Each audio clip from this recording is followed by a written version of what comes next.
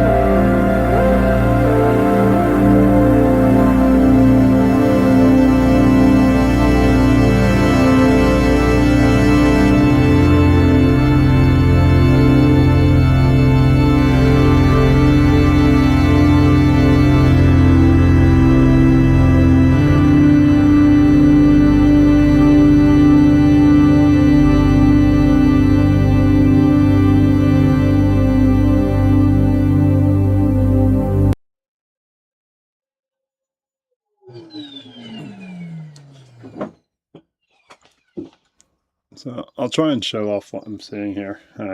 So the body chamber, we already knew it was broken. That was visible when we first started. But actually, when you get to the fragment cone, the main part of what we'd consider the central part of the ammonite itself living in the body chamber, this bit on the side, this break here shows that the main body chamber break is actually dropped it down relative to the rest of the ammonite, so it's not where I'd expect it to be. So it'll be a little bit more interesting to see. So we'll get lots of little fragments of shell as we go along. So there's one just there, like a teeny tiny fragment. And so we'll just keep an eye on that. And as you hear my dog barking in the background, we will find out what's going on. Put you back on the music and I will check.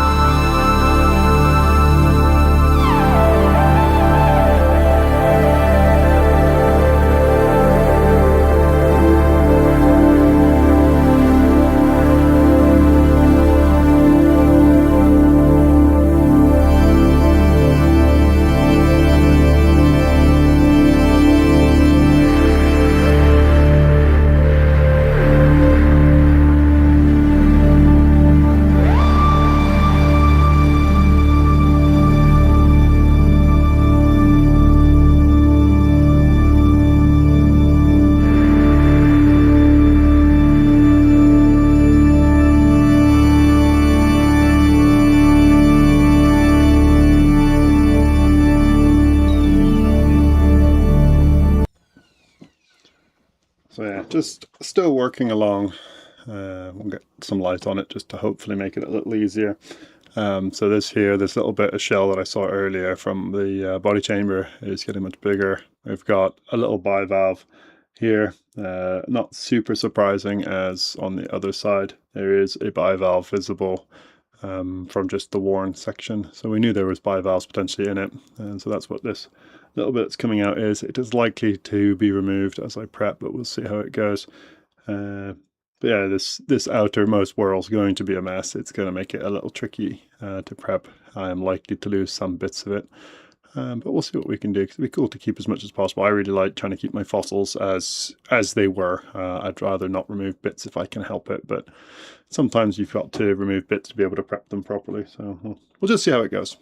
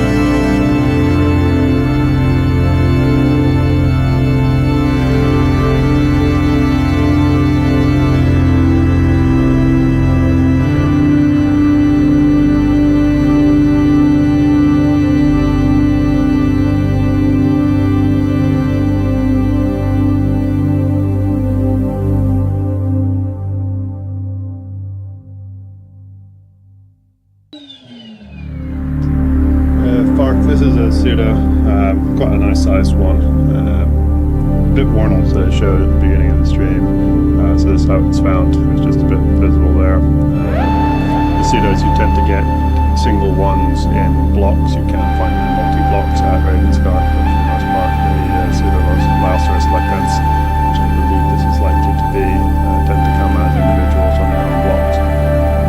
But we'll see as we get down into the middle if it's something else. I have shamefully not labelled where this one's from. I have done a lot of collecting of Ravenscar, so it's not out of the realms of possibilities. It's one of the live organs from Ravenscar. Yeah, it's also Laosaurus broken body chamber. There's a bit of shell there. There's a bit of shell here. The main whorl underneath it, and got a bit of everything in this one so far. We'll keep working. I'll probably bring this down next, just because then we can see what level we're working with the shell. We've also got a section of shell here that's vertical with the break. So I'm not sure how nice this site's going to end up looking. We'll keep going, we'll just keep exploring.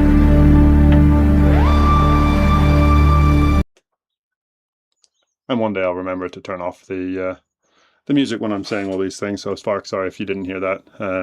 Pseudo-Laosaurus, probably Laotense, rather than Ellie. Lots of bits to show that it's typically a pseudo. They come often in single blocks. They tend to have really explodey body chambers like this one does. That's just the nature of them. and it doesn't come from one of those big cannonballs. So this is more of that sort of burger-shaped nodule that you might expect to find a lot of your others in. But yeah, that was what we could see to find it. So yeah, just keep working on it, and I'll be taking down this section to try and just see what shell we can keep intact.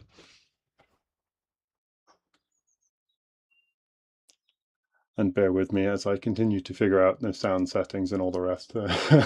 I will get there eventually, I promise.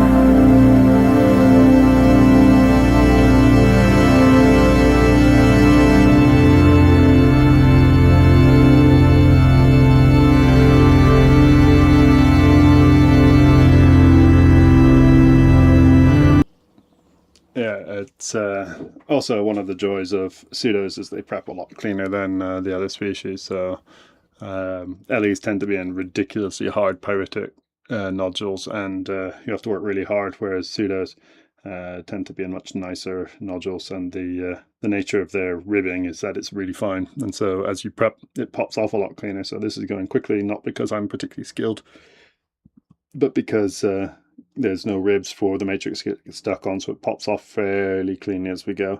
But hopefully now you can start to see how broken this is. So there's the main break is here, then there's a crack that runs through here, there's a crack that runs there, there's another one there, another one there, another one up there, piece of shell up there, there's a piece of shell here that's still at 90 degrees. So yeah, lots and lots of pieces. But that's just how it goes sometimes. Fark, in response to yours, that you've not found a pseudo before, you can find them in pretty much all of the upper lias beaches of Yorkshire. Some find them more easily, so generally you don't find as many at Sands End, but you can get them there. I seem to think that the best places are probably Ravenscar, just because you also get the Bobiants, and they come in multi-blocks, you find a lot more of them, but also Saltwick, you get some really nice ones from, but you also get them at Port and all the rest. And yeah, with the Dremel, it is hard going. I've got even a bunch of LEs, one that I need to work on at some point, which is a lovely cannonball, but it's in the wrong way. So yeah, there's an LE in there. Split the wrong way, sadly. So at some point I need to keep working down this side. As you can see, I had a look at how hard it was going to be. And it's incredibly difficult with even one of these. It's where a rock saw would be very useful just to help out. But, yeah, it's just the nature of the beast, unfortunately. Yeah, we will get back to trying to just see Next step, probably remove a bit more matrix on this side, get this down lower to see if we can find the edge of the shell or close to it. I will probably avoid this section just for the time being with this chisel tip, because there's a good chance this will explode into lots of pieces. And we'll probably try and just bring this side down a little bit lower and see if we can find the edge of that as well. So yeah, that's the plan. Put you back on the music, so bear with.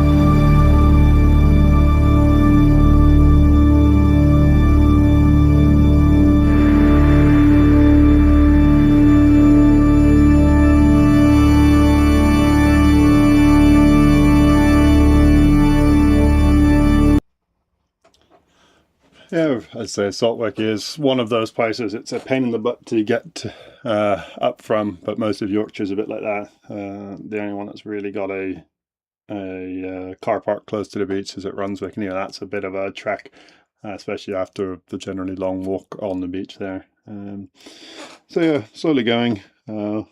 I've been pushing things a bit too fast, as per usual, so giving it a gentle ding there. That hopefully will cover up nicely with a bit of beeswax, but not something I would encourage you to do. But you can see if you're not letting the tool do the work and you're pushing it, try and speed things up. A common habit that we all do. Yeah, easy to do. It's going to get more interesting here. So I've just dinged out or removed the bivalve that's sitting here. Was starting to bring down this and forgot that there's a bit of shell there, so I need to give this a bit of a wide berth, and then just slowly lowering the matrix levels on this side. The joy of pseudos is they do have a little bit of a keel, so we've got body chamber crushed into lots of bits, but as we come down and drop down, the keel is just visible underneath, so it's at a lower level, a bit like a Hyundai has its keel. This one doesn't have furrows in it, but it's just got that little raised sort of edge, so we will have to just be a little careful as we go around if we can find any of that. It's also possible it's all broken and gone with this level of breakage within the pseudo itself, but we'll see. Yeah, I'll keep getting this down, and then there's probably a switch to a smaller tip. I might do the 2mm chisel tip and just see if I can remove this section in here, figure out what's going on with the shell, because there's a bit here that's going up, there's a bit here that's going across, which is what you'd expect really, is that the rest of the body chamber should follow that. It's not particularly easy to see, even if I bring you up closer, even if I was to zoom in, it's just a little sliver of shell visible there and there. So yeah, that's what we're working on. And then I'll clean out some of this matrix, tidy up the matrix across here, and start trying to find the edges all the way around. And I will keep coming in and out as people ask questions.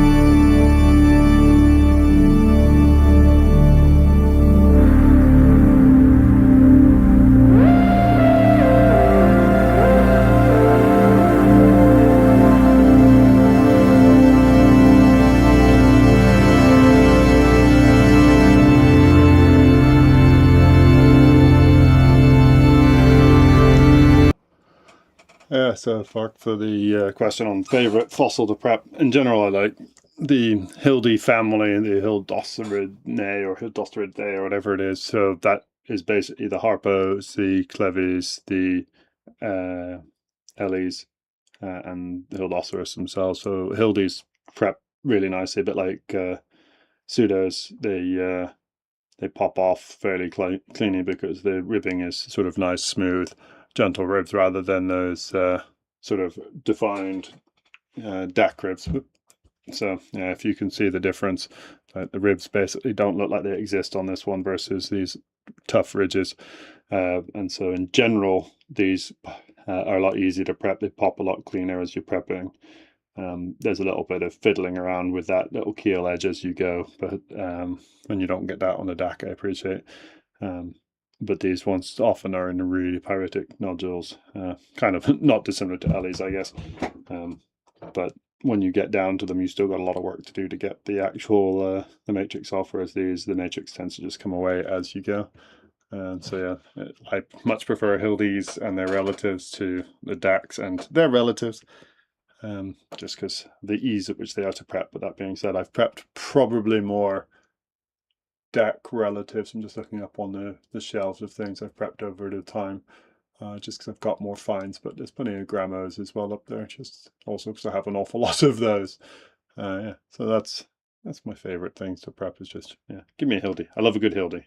I think most people do.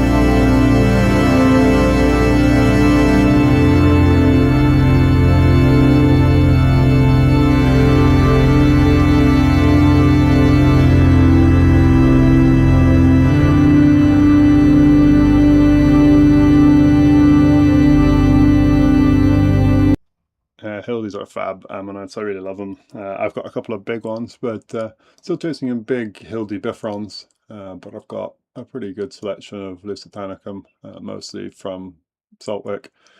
But yeah, then we've got lots of different diversity of them in size. Most of them are small ones because they're easier to find, but I've got quite a few in the prep pile. So the prep pile is far too big for its own good.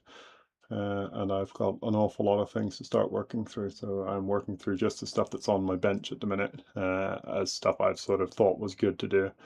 And there's plenty of bits that I have started, and so that's what I'm hoping to finish. And so I've got also this sort of stuff which I had started once upon a time, needs a finish, it needs a middle taken out, but lots and lots of bits that are not complete, and that's what my job is for the next little bit when I'm not out on tours. So I'm out on the coast the next 2 days and on Monday, and so won't be doing any prep streams on those days, but hopefully we'll be back out back here doing prep again middle of next week.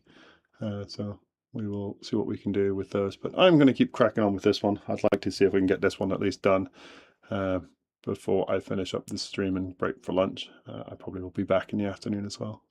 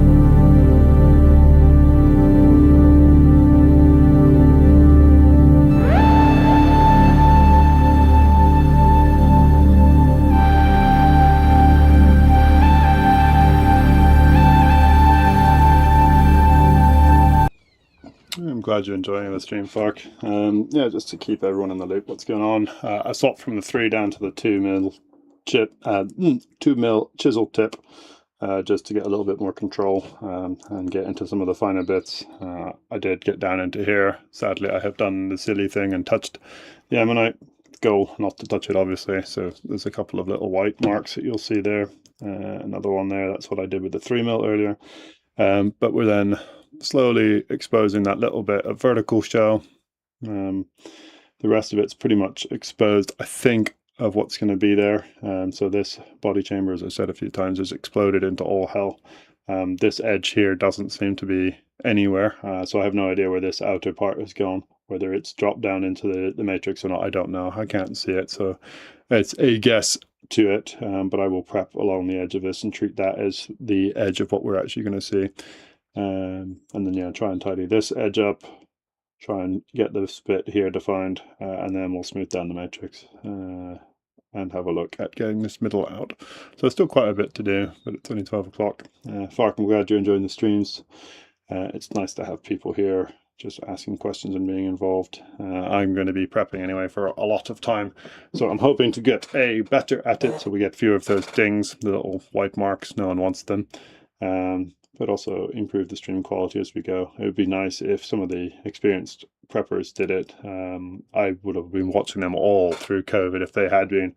But yeah, alas, we are reliant on a few people like myself getting very keen to do it. If you are liking prep, I would recommend having a look out for Trevor. I think he's Trevor Soft on YouTube. He has a lot of good fossil prep stuff. He's on Fossiliferous's channel regularly doing prep as sort of the intermediate between Fossiliferous hunting. Matt, he does the hunting, Fossiliferous does the prep for him, and he has some really, really useful prep streams or prep videos within the channel, so well worth keeping an eye out for if you are keen.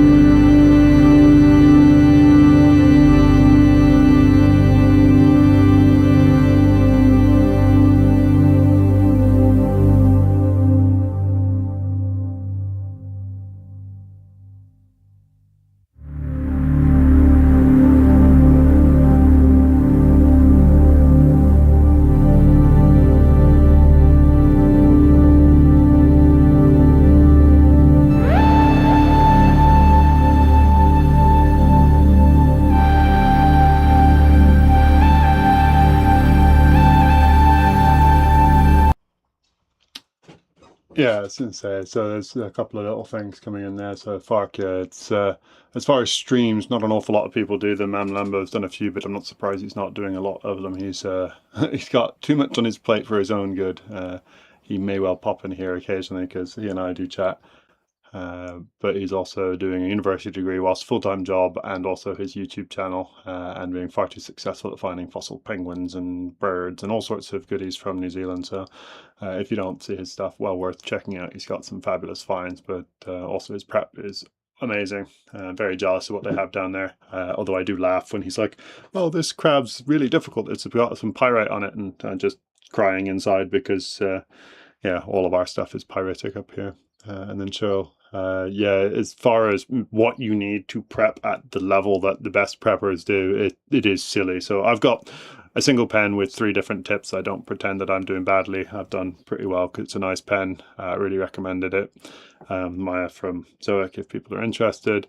I started with their like basic entry-level compressor. I'm now up to 100-liter Hyundai under my second table now. I've got a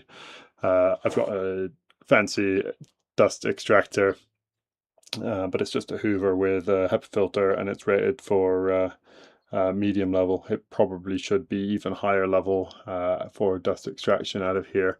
But I'm also prepping in a box, so all of my dust is contained. You probably can't tell too much, but what you can see here, this is wooden box on each side. So when I turn on the air, what does happen is all the dust goes up and into it, and then through the bag into the filters. And so hopefully it's all being contained. I also do have a dust mask if I do lift up this glass lid that everything is under presently. But if I was to do a really fancy level, a lot of people have a smaller pen, Microraptor, Balur, that sort of stuff for doing really fine detail, particularly between sort of ribs, or if you find fossil teeth and stuff like that for doing that, or anything you need a microscope for. So you need much higher magnification. I've got a you just have to bear with me as my sound gets a bit funny. So this is a magnifying thing, so you can just about see through it. So I've got that and light, but it's a fairly low level magnification. I also have a head magnification thing that goes up to 3 times, so it gives me a little bit, but it's not the level that would be required for the really small pens. And then ideally, the next thing that I will be looking at is getting an air abrader, and so that is one of the ways to help pretend that you don't ding your fossils, as you can quickly abrade them, and a lot of the sins of your prep can get covered up fairly cleanly without too much extra. But yeah, you're looking at another setup, or a much bigger box that you can then abrade within, and specialized extractors again to catch a lot of your abrasives. Yeah, it's an expensive hobby if you get into it, and that's why a lot of people, instead of doing the prep themselves, will send their material off to be prepped by the people who have it, both the skills to prep it, but also the material to prep it properly. And so most of my really nice stuff still goes off to someone else to prep. I don't prep very much of my own when it comes to the really nice things, because I don't do as good a job, as you can tell by the fact I've dinged even the pseudo a couple of times whilst prepping. I don't prep it as well as some of the other guys do. So mine all goes off to Sean Timon, who's on Instagram. I link him in all of my before and after videos. If you ever want to check out his stuff, he does some fabulous things and rescues some fossils that have been split in some horrific ways. I don't know how he does it, but he does. Yeah, check out his work. Plenty of other fabulous preparators on the coast as well. I recommend a few on my website as well if you want to go check it out. The dog has some strong opinions again about things going on outside. I think it's a bag blowing around in the garden, which has set her off. But if you are afraid of getting things lost in the post, the easiest thing to do, Fark, is to have a check and a chat to whoever you would like to use. Sean is normally on the coast on a semi-regular basis. The Whitby Fossil Shop, you can just drop stuff straight in the next time you're out hunting. There's quite a few people who will meet up with you. So it's not something you need to worry about, particularly if you are trying to get stuff prepped. But yeah, I'm going to chuck you back on the music and just double check that my dog is fine and just barking at a bag and not someone. And I'll be back with you prepping again. Yeah, so just before I do all that, she's quieted down. But yeah, so we've got most of the edges exposed. That little bit of vertical shell is pretty much exposed. It doesn't go any further. This is fairly typical of the explodey body chambers. There's lots of little fragments. So that bit should probably be this whirl coming around. That bit should be on the edge, I believe. Then this bit just becomes a proper mess. And there's a little bit vertically there. Then I'm missing bits that come around here. There's some shell here, but that's the bivalve. That's visible on the outside. And then this whole bit here that should be out here somewhere is not visible or not preserved or dropped down in the rock, but I don't know where it is, so I'm not going to go hunting for it in case it's not there. So I'll just try and smooth this off later. This will get smoothed down, and this will get smoothed around, and we'll do a bit more tidying around the edge here. But the next step, I think, will be trying to just tidy this edge off here, follow the whirl inside, get that down into here, and then start looking at trying to tidy the middle. And I apologize, you probably didn't see an awful lot of that very last bit as I was doing it, but yeah, tidy this bit in here off, get this inner whirl exposed, and then start looking at these innermost bits. But that will be then a much finer tip that I'll put on the 1.5 mil.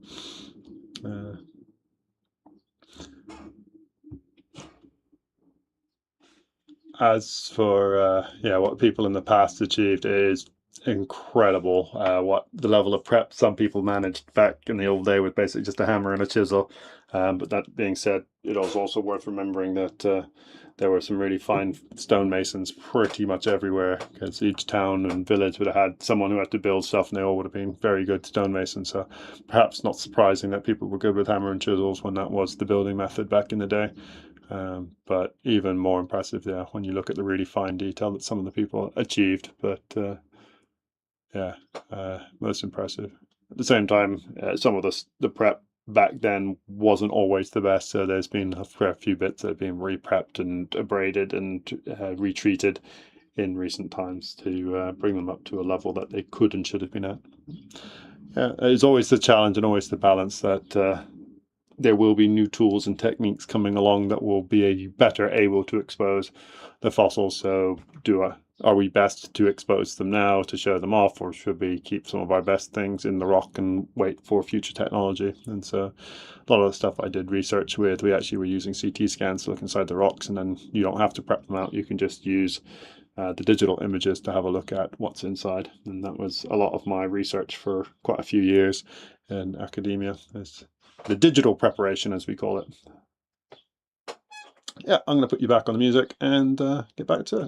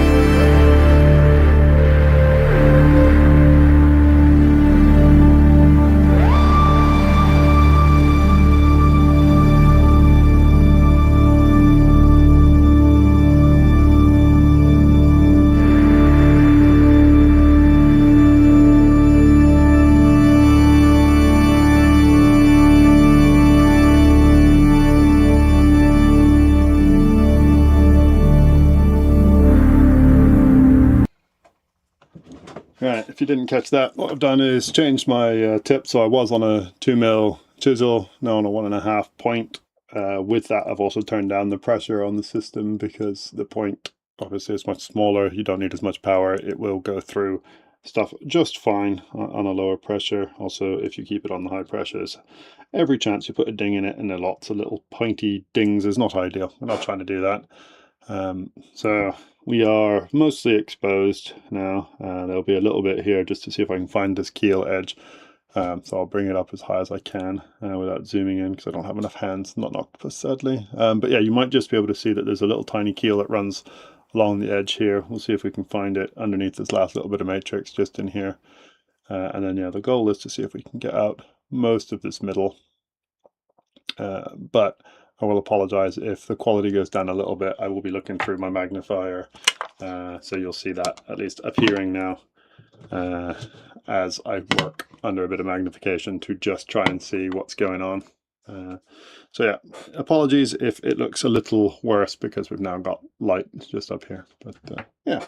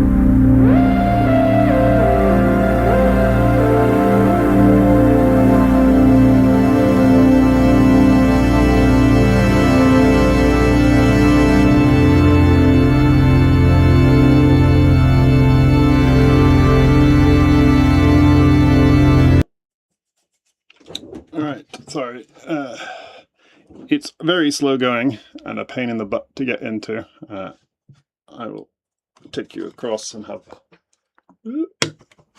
hopefully a look down and in. Don't know how much you'll be able to see cleanly on the camera, if it will focus, because it looks like it doesn't want to focus down here. It wants to focus on the actual magnifier instead. But yeah, what we've got is a really deep center. This is the worst bit about pseudos. I love them in general, but the centers are really deep. It gets very difficult to get down and into the middle of them, particularly if you're working with one like this, which has got all the brakes and things in it. So these edges, to get down and into there with a tip that's only this long, ideally need an extra long stylus just to do it. But it's very slow going, so I apologize that I'm not saying an awful lot as we go here. This is the tough bit of it, and yeah, hopefully I can get down and look at it in a little bit.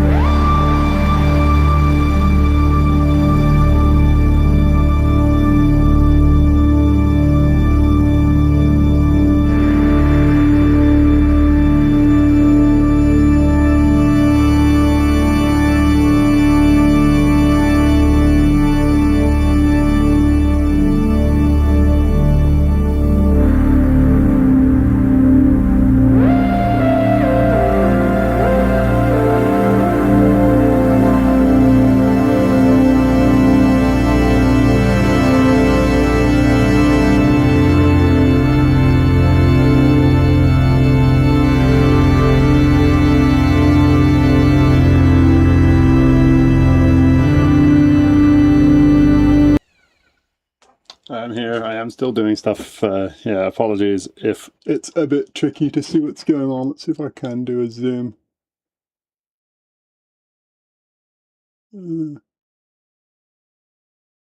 Nope. Hold on. Oh god, it's all gone wrong.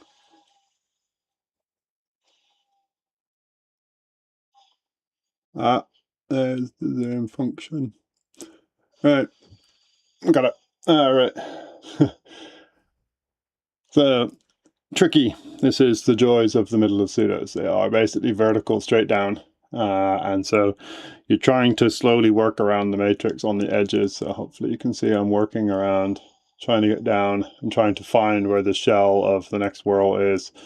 And repeat the process. I would keep you fully zoomed in so you can see what I'm up to, but I am moving it around constantly, so I'm not sure it's any better or worse for you as viewers. But yeah, so that's what I'm doing. This actually gives you a much better view of what's going on. So yeah, it's basically the shell is in all the different breaks. That is very typical of pseudos and their body chambers. I really like it. Most people would have cut this back and removed all of this all the way back until you were back sort of here near the fragment cone and had one nice clean ammonite. I'm a bit old school in that I'd like my fossils to look like they look, even if that's not perfect, and that's okay. It's not, I wouldn't say it's stressful, it's slow going. I am still my own harshest critic, so you might see there's a couple of little white spots, one just there, one a bit higher up. And yeah, I'm not going to pretend I haven't touched the ammonite. I have. That's just part and parcel. I'm not perfect at it. I am still learning. Part of these streams is not just me prepping stuff for the fossil shop. This is me learning how to get my prep to the level I would like it to be. And with that, there's going to be mistakes. But yeah, it's slow going. That is the challenge of it. It takes a lot of time and is a pain in the ass, especially with I mean, that's the tip. Let's see if I can get it to focus on my hand. It is just a little tip. I would think I need one that's probably that sort of length just to get it a bit better without then running into the issue where you're then touching to try and get the angles in to then remove matrix. But yeah, it's going all right. I'm fairly pleased. I'm going to try and zoom you back out now. Who knows if this is going to work.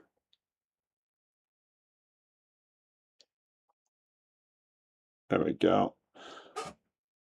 I'm pleased that worked. Yeah, it's a bit of a pain in the butt to do on the camera I'm working with. So I've got an Osmo Pocket 3, which is the one I take out on the beach, and it's just being used as a webcam at the minute because I like the microphone. Yeah.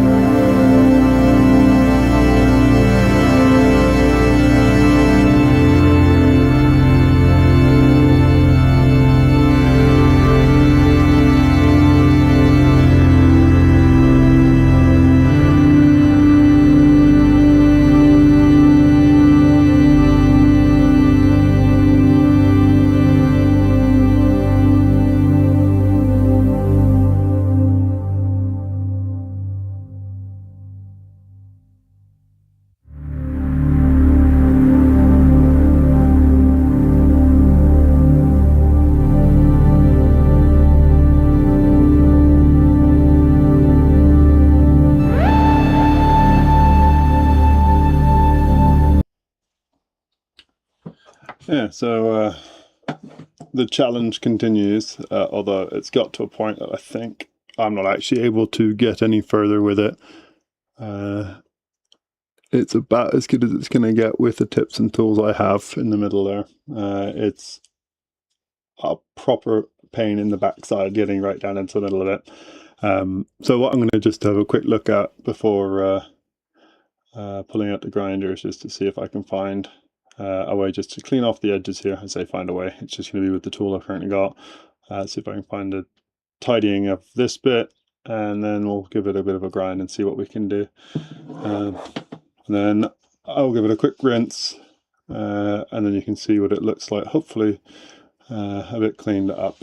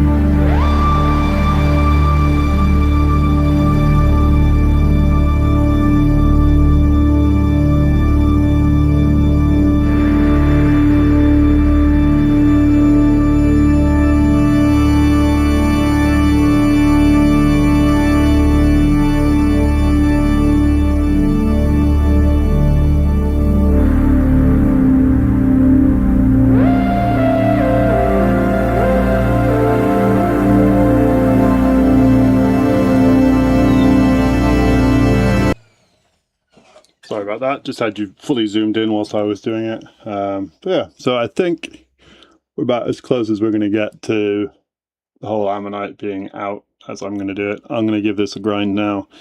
This will be a multi-step process, so it'll be a grind. Then I will get the chisel tip out of the 3mm and just try and get in tight to the ammonite where I can't get the grinder without risking the ammonite, and then possibly another grind. And then we might have to call the stream there, but I think that's been a pretty good stream. So when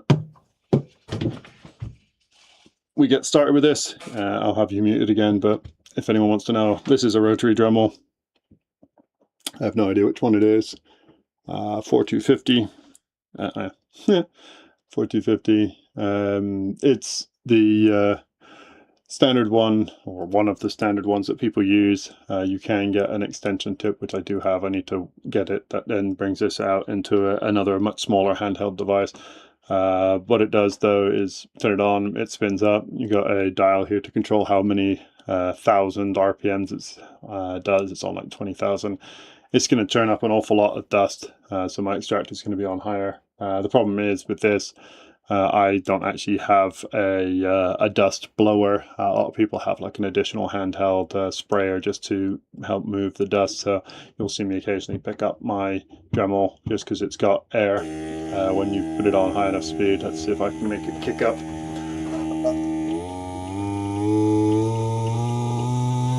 So when you can see it pushes air around without me touching it, and so I will use that to help push air off of the grinding thing. So if you see with me doing that, that's all I'm doing. But yeah, I'll get back to it and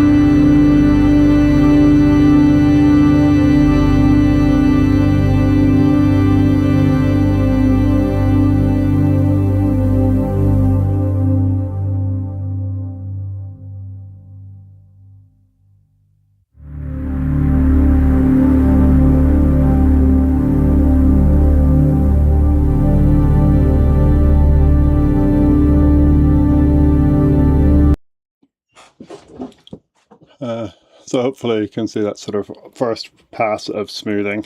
It's not perfectly smooth. There's still plenty of bits that are going to go wrong. It will get tidied further. So then the next bit is to try and get all these perimeters. So you might see that there's a line that runs along the length pretty much all the way around the ammonite where I've just not got that close to it.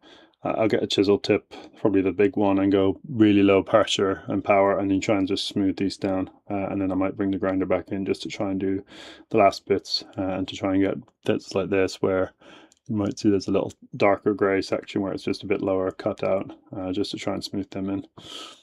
But getting pretty close.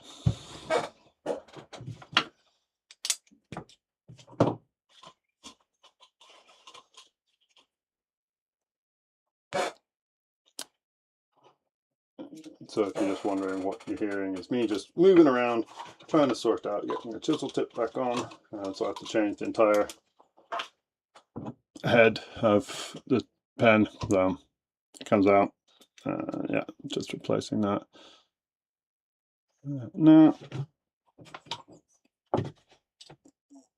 tighten it up. And I'm just going to adjust the air pressure and put you back on music and get on.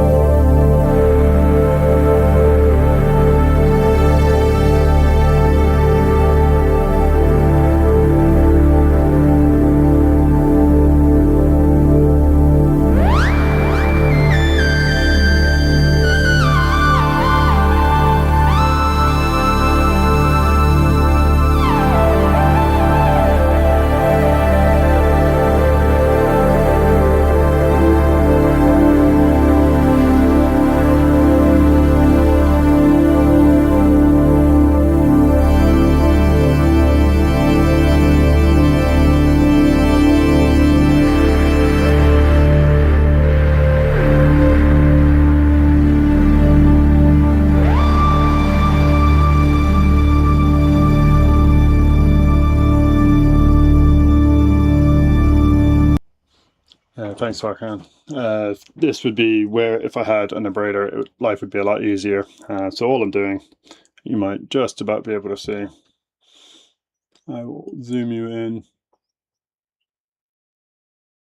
No, I will not. Come on. There we go. So you can see the edges all the way around. All I'm doing is taking the 3mm chisel tip on very low pressure, so I'm down at, when it's running, under 10 psi, so really low level pressure for a big tip, and it's just slowly sort of moving it in every direction. Just kind of doing this, and what you're doing is just trying to smooth out all the lumps and bumps close to the fossil, and yeah, that's all it is. It's nothing fancy. I will bring the grinder back in over the top of this later, but this here prevents me needing to do too much hard level grinding close to the fossil, and will make that last grind just a lot quicker. It works pretty well if you don't have a grinder as well, and you're just looking for a slightly smoother finish. How you finish it is completely up to you. Everyone has their own preferences. I quite like quite a few of them. There's those who just do like sort of sun rays, and you just do like a nice clean set of lines into them. Although at the same time, that does also remind me an awful lot of all the fake ones that you get from Morocco for the trilobites or trilobites, depending on your destination preferences, where they've just kind of done like fake lines just to make it look like they've prepped them, even though some of the fossils are fake. But yeah, this is all it is. For me, I'm quite happy with whatever. It's just to try and make it look a little bit more professional. It is a bit of a challenge with some of this though, to make it look smooth whilst not breaking any of the delicate stuff that you've done. And so that's just what I'm having fun trying to do here.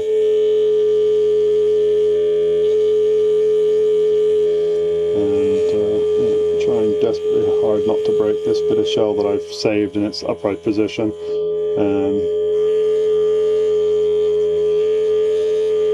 Acutely aware of how much I need a better way of blocking out the light from the sun, because my shed just got quite warm with the compressor, with the extractor, with me, and some sun coming in. So that will be something to sort soon.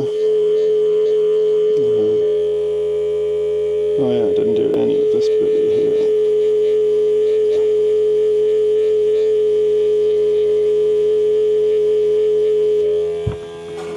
Stick the extractor back on as I do this, and zoom you back out, having just realised I've left you zoomed in. So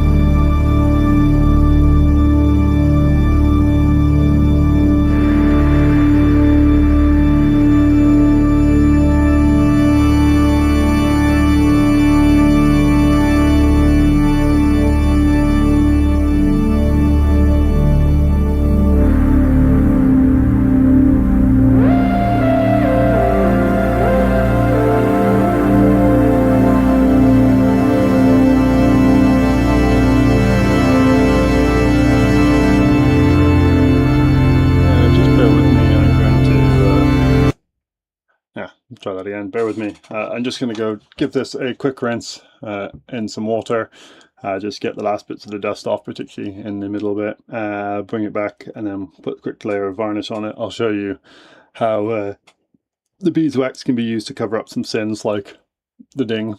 But yeah, it's pretty good. A more professional finish would be to try and get this entire edge to be one height rather than just generally smoothed. But alas, not a professional, at least not a prep professional, and something that I'm still working on. I think a better tool for it with a longer head is required. I'm okay with that. You're going to just get the music again whilst I quickly run out and get some water, give it a rinse, and I'll be back in a second.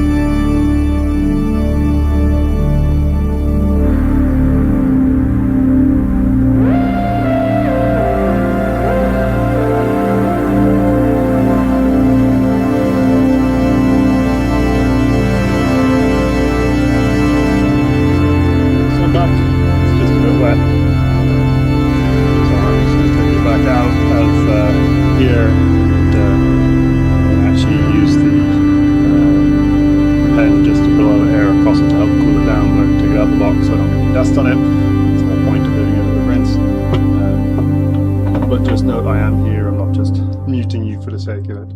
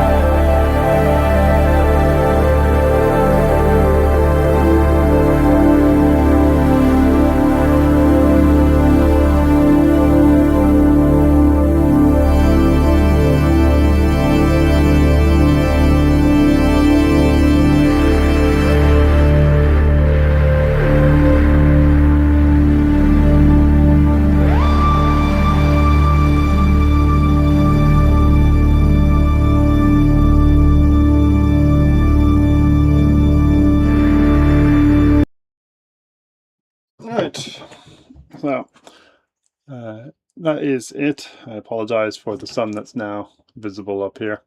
It is part of being in a shed. So yeah, that's, I'd say, pretty much done. There's a bit you could just deal with there on the shell. You could probably use in a braid to make it look perfect.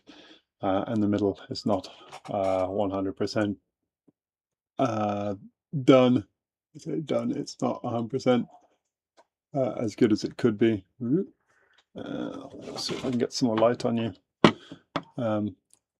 Yeah, you can see I dinged it a couple of times and it doesn't go down to a pinpoint, but I think it gets very difficult and you'll find very few people who can get them all the way down to a pinpoint, or willing to spend the time to do it, because yeah, I'm already, 2 hours worth of streaming, hour and a half worth of streaming to get to that point. I appreciate it's not the quickest, but for an ammonite that's probably worth, let's say a pro had done it, probably 30-40 quid. I mean, you're looking at 20 quid an hour at best, minus all the stuff that goes with it. For most people, it's not worth worrying too much about, but for me, as it's part of the things that I'm doing and learning, yeah, I don't mind. Right, let's see if we can make some of those little spots disappear, or at least hide them a bit. So I tend to just like using Paraloid or B72 on my ammonites. It just makes them have a nice sort of shine to them, kind of not dissimilar to when they're wet. But the beeswax can be used just to cover up dots. So I'm just going to put a little bit there on that one. This is a surprisingly common thing that people do, not just to cover up, but also just to give it a shine, because when it's soaked in, you can then just buff it like you would buff a pair of shoes or whatever you've waxed and polished, and you can give it a nice shine that way. So it is the option you can do. If you hear additional noises, I now have my shed door open, so it will pick up the noises of my neighborhood. But then, yeah, can just wipe back excess, make sure you don't get any fiber in it, but yeah, you might just about see that, yeah, they're still there. You're never going to go fully, but because you can just put a bit of beeswax on it, it kind of just dulls the white dings out of it. If you just put on Paraloid like I'm going to do for the rest of it, you'll see that those things just highlight potentially a little bit brighter in white. So it's just a preference thing of people. Another good way to hide the dings is, as I said, just to have an abrader and just quickly abrade everything, and it does take the edge off them. I'm doing this a bit sillily. In the prep box, it need not be. I'm doing it just because my camera's set up here, and if I take it out of the prep box or move the prep box lid, what we'll then end up with is even more chaos as I try and keep my camera pointing in the right direction. So I'm just being lazy with it.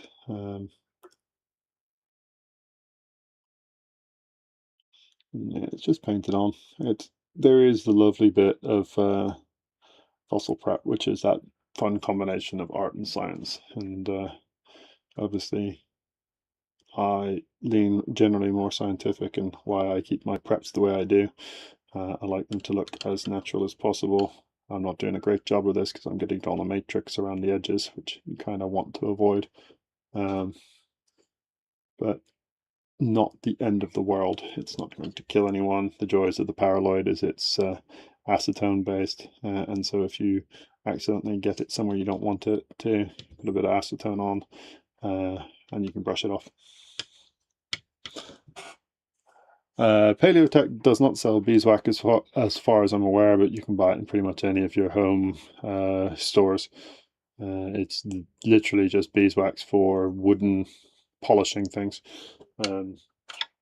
Most people use a liquid beeswax rather than the one I've got, which is a semi-solid. But I say each to your own. You can probably try out a few of them to find which one you like best, but I don't think that particularly matters. It's all just to basically cover up your mistakes, give it a bit of a shine, and make you feel a bit better about what you've done. I suspect, without knowing for sure, because I haven't actually tested, putting the Paraloid with its acetone base on it is probably also removing the beeswax that I put on. But yeah, that's just to show you what it is.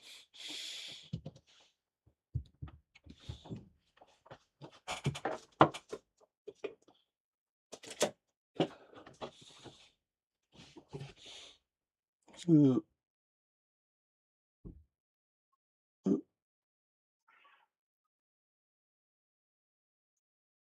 I can get it to zoom in, get the light on it as well. So yeah, so that's what you get with it. So it gives it that lovely shine. I'm a bit of a sucker for the nice shiny finishes, particularly because the shell itself is shiny. With a lot of these, as you're prepping, you actually knock shell off. So there's some sections down here and actually in the middle where the shell has come away, and you get the suture patterns. So that's what it all ends up looking like. Do I have any advice for prepping carbonate material because the Dremel's way too strong for the small leaves and stuff? Yeah, I mean, if you were to try and do it with the Dremel, I suspect it would all go horribly wrong unless you could put it on the lowest setting, and even then I would be very careful with it. I think honestly the best solution is generally to either leave it as is and just enjoy it for what it is, or you need to get probably an air tool like this, one of the Zoic level tools. They can probably advise you. They're incredibly friendly. So yeah, but yeah, so there, as I said, there's only a little bit of beeswax on this. This is mostly paraloid that's giving it the shine, and it does make a huge difference to like sort of finishing it to make it go from sort of to kind of wow and popping. So yeah, I do love it. It's a big difference. Yeah, it's not perfect, not perfect with either fossil or prep, but not bad. I'm quite pleased with that. That will likely end up on the website at some point for sort of a cheapo 20 quid pseudo. So yeah, I'm quite pleased with that. But yeah, as I said before, I was trying to say, I think I always lose my train of thought, possibly ADHD a little bit. That yeah, your carboniferous stuff, just honestly, if you don't have the right tools, it's best just to keep them, put possibly a bit of paraloid on them yourself, just to keep them in shape.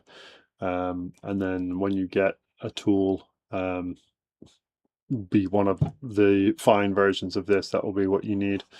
A 1.5 mil tip on this with a really low pressure would probably be sufficient, but it's a big investment, I appreciate. But the other thing I said, yeah, speak to Zoic. They can probably advise you on how to do it, and there may be some people who prep it, particularly for plant material. But I can't say I know anyone who preps the carboniferous plant material. Yeah, I think that's going to wrap our stream up. I'm going to go get some lunch, and then I'll need to tidy up the box when it's full of full of debris.